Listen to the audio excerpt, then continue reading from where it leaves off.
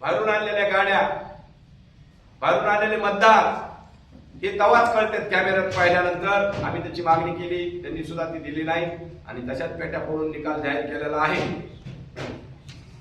याच्यापुढे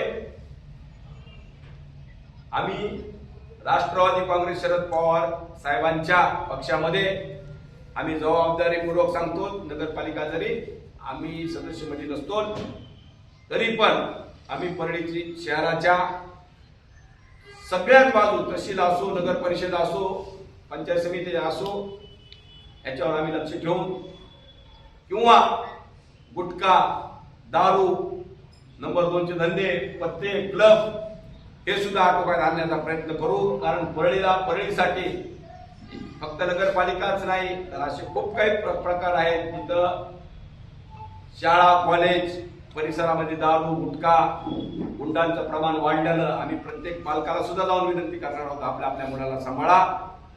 काही टोळी आपल्या मुलांचा किंवा मागासवर्गीय तरुणांचा उपयोग घेऊन दमदाटी करणाऱ्यावर सुद्धा आम्ही इथून पुढे लक्ष ठेवून परळीसाठी स्वच्छ आणि निर्भय परळीसाठी आम्ही प्रयत्न करणार आहोत।